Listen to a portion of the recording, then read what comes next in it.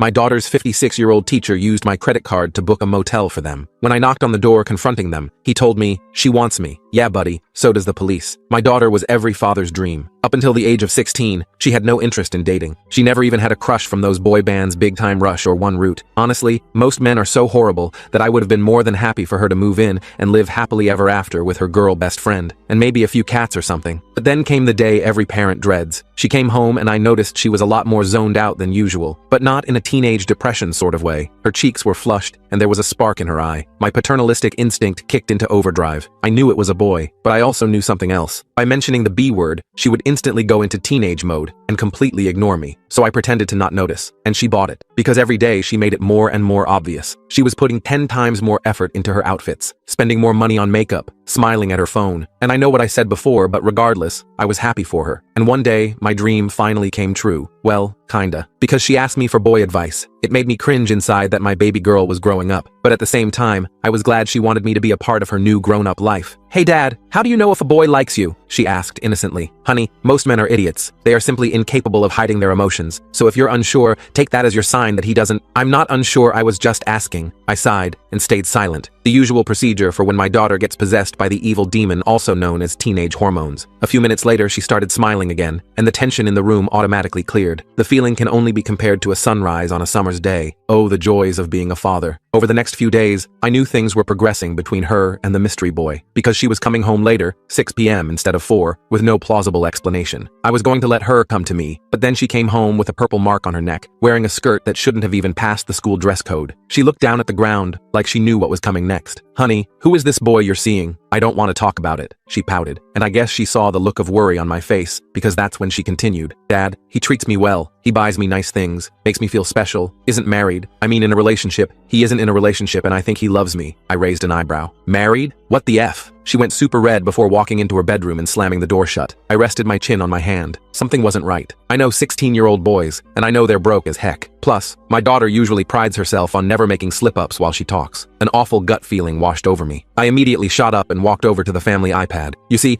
I noticed years ago that its camera roll was synced up to my daughter's. Obviously, I never told her this. Usually, when I click on it, I just see dozens of screenshots from Instagram or Snapchat messages involving trivial drama with her friend group, or the occasional flower crown selfie. But this time I saw something much darker, because sitting right there in the recent photos was her and her boyfriend. She was sitting on his lap. This would have been fine, except I recognized his face. It was Mr. Dalton, her English teacher. Suddenly, it all made sense. The extra smiles in the parent-teacher conferences, his constant praise of my daughter. In the parent group chat, they were recently talking about how we should get him a gift to celebrate his oncoming retirement. Bile rose